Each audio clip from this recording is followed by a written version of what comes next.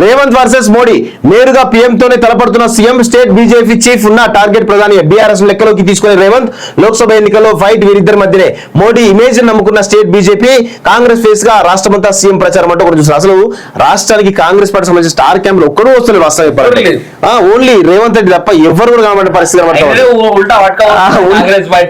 అంటే నాకు తెలిసి రేపు రాహుల్ గాంధీ బీటీఎస్ అంతేనా నెక్స్ట్ కాంగ్రెస్ ఏఎస్ఎస్ పక్కన ఎన్నిక ఇస్తారేమో రాముడు దేవుడు హిందుత్వ అంశాలు బీజేపీ తెరపైకి తెచ్చి విస్తృతంగా ప్రచారం చేస్తుండటంతో హామీల అమలుపై దేవుళ్ల మీద ఒట్టేసి చెప్తూ ఆధార్ని ఎంచుకున్నారు. లోక్సభ ఎలక్షన్స్ తర్వాత రేవంత్ రెడ్డి బీజేపీలోకి వెళ్ళిపోతారంటూ బీఆర్ఎస్ నాయకుడు కేటీఆర్ పదే పదే కామెంట్ చేస్తున్న సమయంలోనే మోడీనే టార్గెట్ చేస్తూ బలంగా విమర్శిస్తున్నాం గమనార్హం.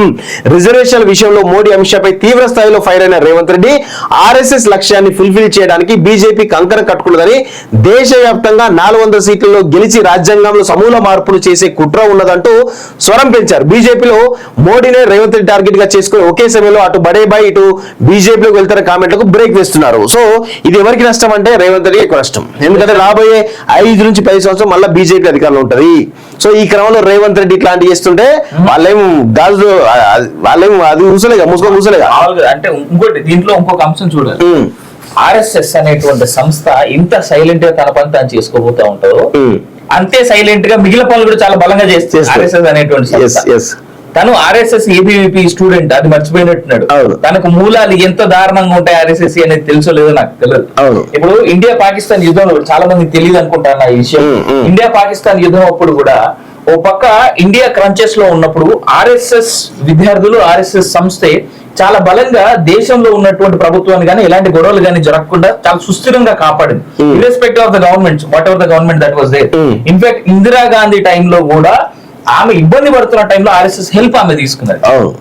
లిటరల్ గా కాంగ్రెస్ పార్టీ కదా, ఆర్ఎస్ఎస్ కదా, పడదు కదా వీళ్ళిద్దరికి సపోర్ట్ అయితే చేసేది కదా.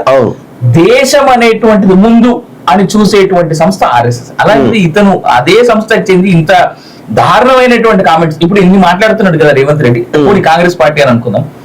మొన్న జరిగిన రామనవమి ప్రాణ ప్రతిష్ఠ నాడు ఎంత మంది ముస్లిం మత పెద్దలు రామనవమి ప్రాణ ప్రతిష్ఠ రోజు అక్కడ ఉన్నారు. ఇలా తెలియకపోతే నన్ను అడిగితే నేను చెప్తాను. ఎందుకంటే ఆ రోజు ఉన్నటువంటి 8,000 మందిలో నేను ఒకరిని ప్రాణ ప్రతిష్ఠ నాడు అయోధ్యలో. సో ఇదంతా కూడా మరి రేవంత్ రెడ్డి ఏమవుతాడో ఏదో తెలియదు. మొత్తానికి అయితే కాంగ్రెస్ పార్టీ కొంప ముంచేట్టు ప్రయత్నం చేసుకుంటాడు. వెల్కమ్ టు క్షుద్ర. ఒకప్పుడు కాకే అన్నాడు కదా, అది క్షుద్ర విద్య సోషల్ మీడియా, దాన్ని మనకెందుకు అన్నాడు. ట్రెండింగ్, అది ట్రెండింగ్ వాస్తవం చెప్పండి. ఒక్కడే ఎవరో ముగ్గురిని అన్ఫాలో చేసిండు. ఫాలో చేసిన కేసీఆర్ అంటే ఎవరు? కేటీఆర్, సంతోష్ రావు, హిమాంశు. ఈ ప్రపంచంలో వాళ్ళంత మంచి ఇంకెవరు లేరు ఫాలో పెట్టాడు. ఒకసారి కాలేజీ టీవీ లైవ్ ను చూస్తున్నారు, దయచేసి లైవ్ లైక్ చేయండి, అదేవిధంగా కామెంట్ చేయండి, అదేవిధంగా షేర్ చేసే ప్రయత్నం చేయండి, అదేవిధంగా సబ్స్క్రైబ్ చేసుకోవాల్సిందిగా కోరుతా ఉన్నా మిత్రులారా.